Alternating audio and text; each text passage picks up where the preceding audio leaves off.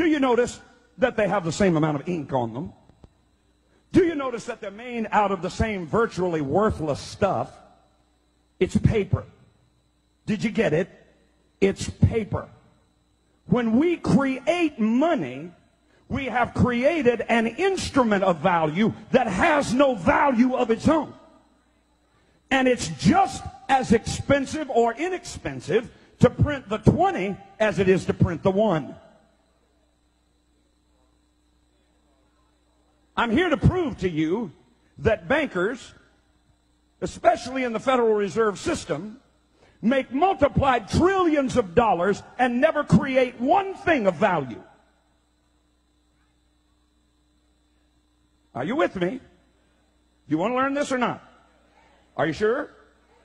An automaker might make 1 or 2% profit. A builder might make 10% profit. But the printers of money have no limit to the amount of money they can create and the wealth that they can create for themselves.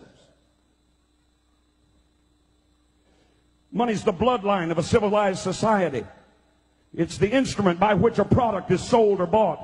Reduce the supply of money below the necessary levels to sustain trade.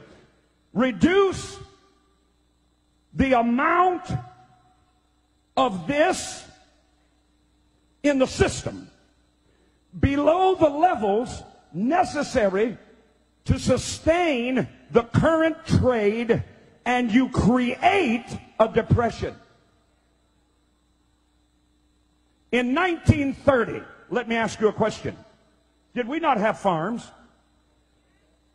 In 1930, did we not have factories?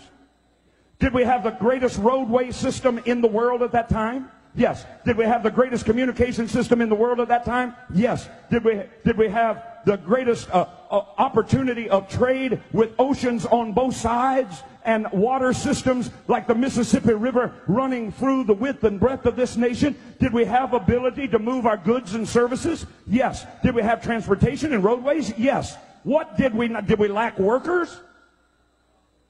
Then what happened? I'll tell you what happened. The bankers decided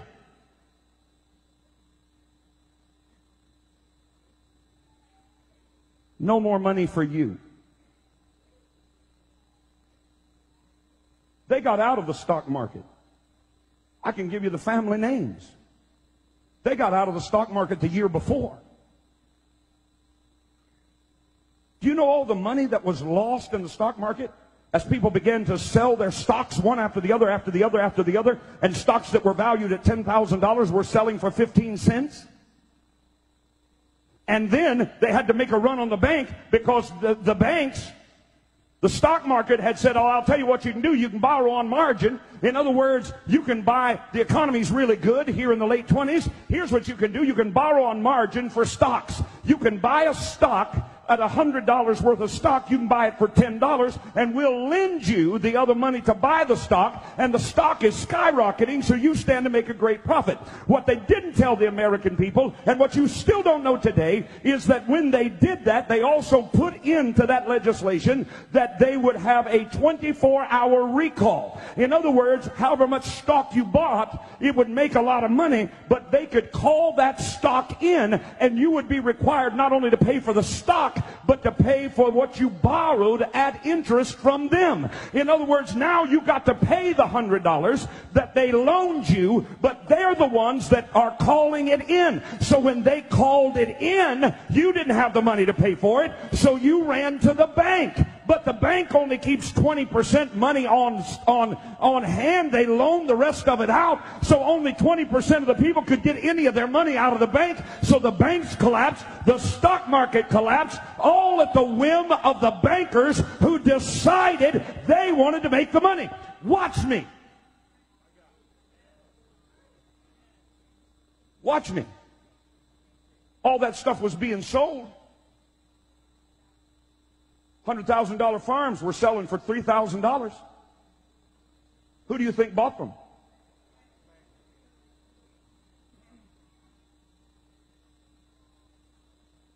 Why are you looking at me funny? You know what you're looking at? You're looking like sheep that have been led to the slaughter and didn't know it. I'm going to continue. Can I continue? We didn't lack industrial capability. If you don't believe me, I just told you what started the Great Depression. Let me tell you what ended it. World War II.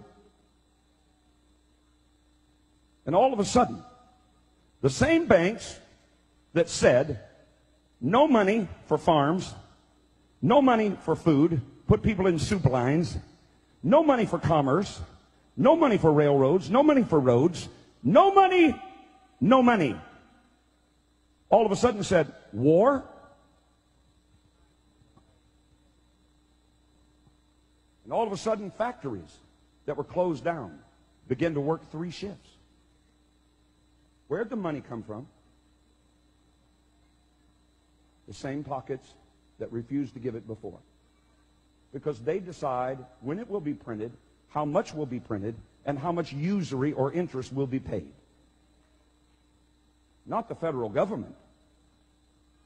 The federal government has no say in it, as I will prove to you. Say, debt is a devil. By the simple manipulation of a few wealthy bankers, World War II ended the Great Depression. After successive failures to convince the public of the need of a central bank by wars, these same European bankers financed both sides of the Civil War in this country. You don't even know that. Same bankers, same families, financed both sides of the Civil War. Why? They make the money.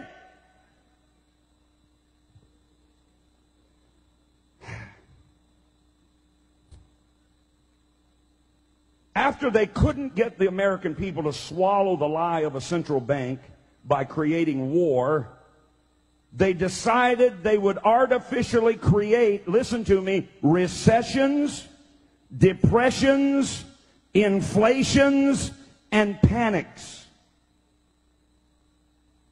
Since only a small amount of deposits are stored at the bank, about 20%, the other 80% is out on loan with security of property and your promise to pay it back. A simple rumor of a bank's insolvency would make a run on that bank. Everybody would get nervous, go pull their money out of the bank, and that bank would collapse. And then the international bankers who started the rumor in the first place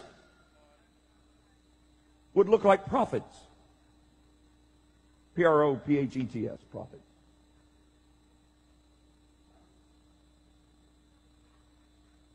Are you hearing something you've never known? Wave your hand. If you think America ought to know, wave your other hand. All right, then don't quit on me. One of the key movers and shakers of this, let's get a central bank by making the people afraid by causing their banks to collapse. One of the key movers and shakers was a man by the name of, you might recognize it, J.P. Morgan. His father was an agent for the wealthy, you might know this name, Rothschild family. Here's a quote. The Federal Reserve. In 1869, J.P. Morgan went to London and reached an agreement for a company known as the Northern Securities that was intended to act as the international bank, as the agent for the Rothschild company in the United States. The first major panic created by the international bankers occurred in 1893 when local bankers from around the nation were told to call in all their loans. Told by who? By these wealthy bankers.